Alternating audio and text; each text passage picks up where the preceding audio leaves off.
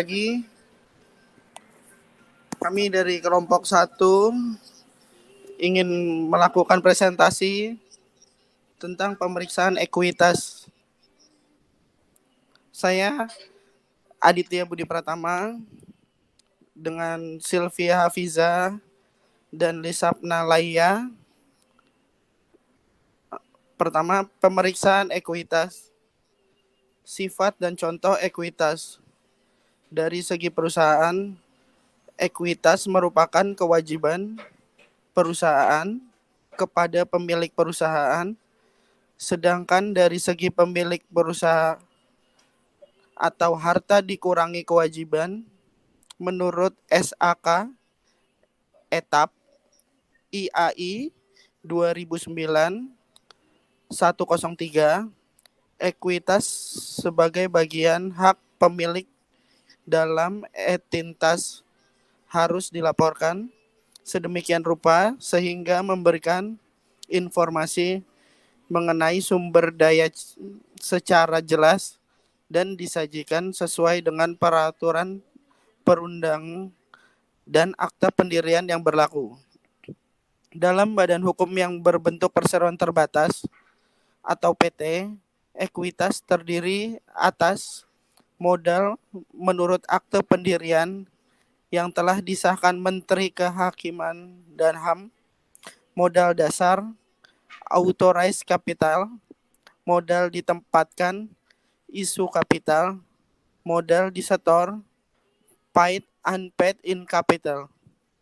Modal yang berasal dari sumbangan atau donate capital bisa dilaporkan sebagai bagian dari tambahan modal disetor.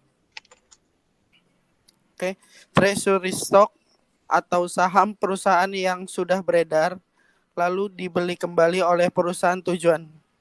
Meningkatkan harga pasar saham perusahaan dibagikan sebagai saham bonus kepada manajer dan pegawai. Tidak berhak atas pembagian dividen, premium atau agio atau diskon disagio dari penjualan saham, baik saham biasa atau common stock maupun saham preference atau preference stock. Selisih kurs atau modal disetor. Selisih penilaian kembali aktif tetap untuk perusahaan yang melakukan revaluasi aktiva tetap berdasarkan peraturan pemerintah. Retained earning atau laba ditahan atau sisa laba tahun lalu atau defisit accumulate loss, sisa rugi tahun lalu. Selanjutnya beberapa hal yang harus diperhatikan mengenai pemeriksaan ekuitas. Jika akte pendiri suatu PT belum mendapat pengesahan dari Menteri Kehakiman dan HAM, menurut Undang-Undang Perseroan Terbatas Nomor 1 Tahun 2007 yang mulai berlaku 2007, transaksi hukum perusahaan atau perjanjian-perjanjian yang dibuat perusahaan belum dianggap sah. Modal disetor dan modal ditempatkan tidak dapat melebihi modal dasar. Jika modal disetor melebihi modal dasar, maka harus dilakukan perubahan akte pendirian yang harus disahkan oleh Menteri Kehakiman dan HAM. Akte pendirian yang telah disahkan Menteri Kehakiman dan HAM akan diumumkan dalam berita negara atau lembaran negara. Selama perubahan akte belum disahkan, Menteri Kehakiman dan HAM kelebihan modal disetor atas modal dasar dilaporkan sebagai hutang pemegang saham. Modal yang tercantum di rencana neraca adalah modal disetor. Selanjutnya akan dibacakan oleh Sylvia.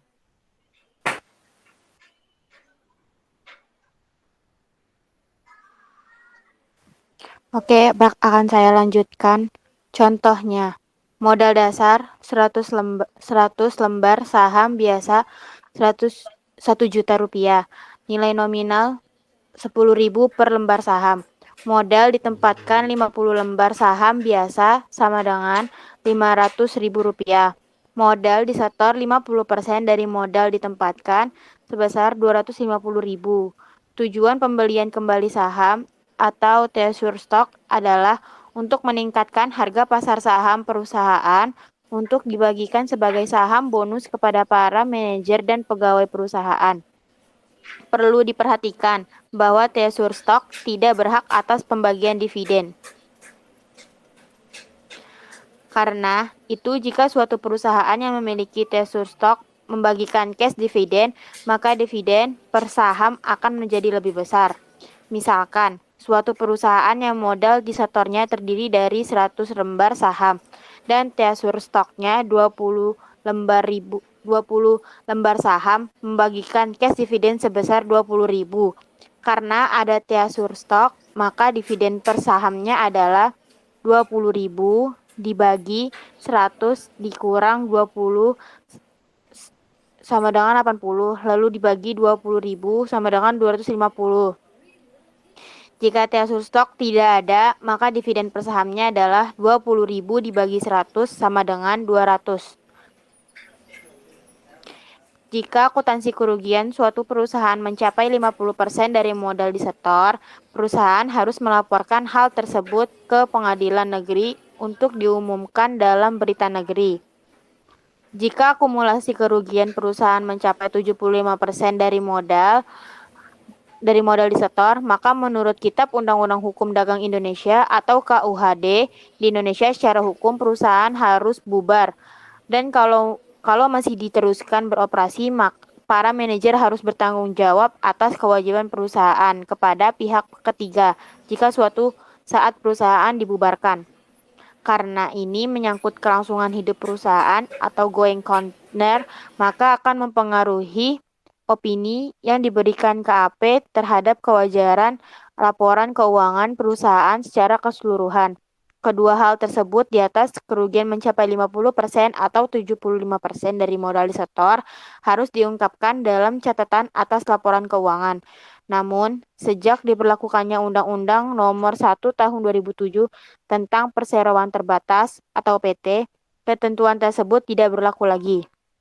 Menurut prinsip akuntansi yang berlaku umum di Indonesia atau SAK, aset tetap dicatat atau disajikan dalam laporan posisi keuangan berdasarkan harga perolehannya atau acquisition cost. Selanjutnya akan dibacakan oleh Kali Sapna. Baik, saya akan melanjutkan penjelasan dari teman saya Sylvia. Yang ini lanjutannya ya. Selanjutnya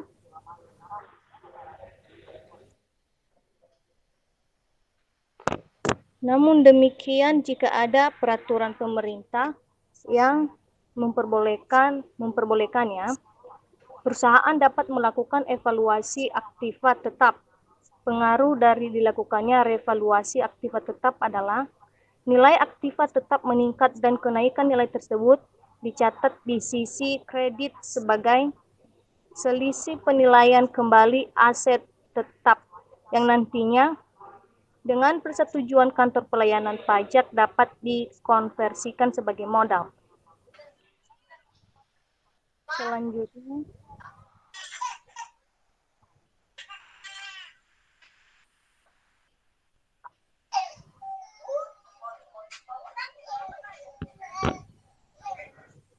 adjustment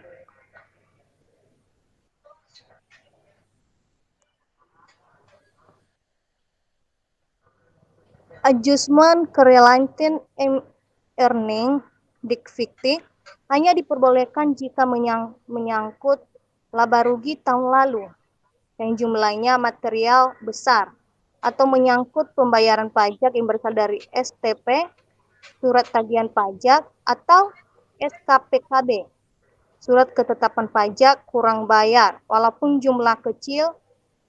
Selanjutnya, setoran saham dalam barang, yaitu nilai appraisal yang disetujui Dewan Komisaris untuk PT yang sahamnya terdaftar di Bursa Efek. atau nilai yang disepakati oleh Dewan Komisaris dan penyetor bentuk barang. Waktu yang dibutuhkan dalam pemeriksaan ekuitas biasanya tidak banyak, kecuali perusahaan yang membuat koreksi retained earning di Fitch, sehingga auditor harus memeriksa koreksi tersebut secara rinci atau detailnya. Perusahaan dalam proses go publik. Selanjutnya, tujuan audit ekuitas. Tujuan audit ekuitas adalah untuk memeriksa apakah terdapat internal kontrol yang baik ekuitas, termasuk internal kontrol atas transaksi jual beli saham, pembayaran dividen dan sertifikat saham.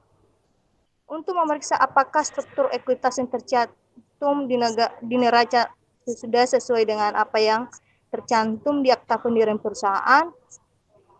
Untuk memeriksa izin-izin yang diperlukan dari pemerintah yang menyangkut ekuitas, misalkan dari Departemen Kehakiman dan HAM, BKPM, BKPMD, BAPE, PAM, KPP, dan SK Presiden Republik Indonesia, telah dimiliki oleh perusahaan.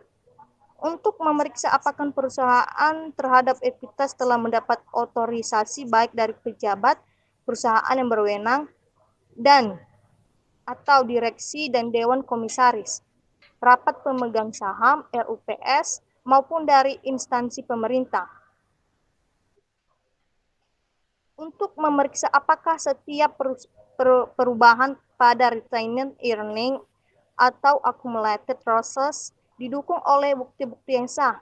Untuk memeriksa apakah penyajian ekuitas di neraca sesuai dengan prinsip akuntansi yang berlaku untuk di Indonesia atau sama dengan SAK, dan hal-hal yang penting untuk diungkapkan dalam catatan atas laporan keuangan. Demikian penjelasan kami. Saya serahkan kepada moderator. Oke, terima kasih atas penjelasannya. Sekian dari kelompok kami. Wassalamualaikum warahmatullahi wabarakatuh.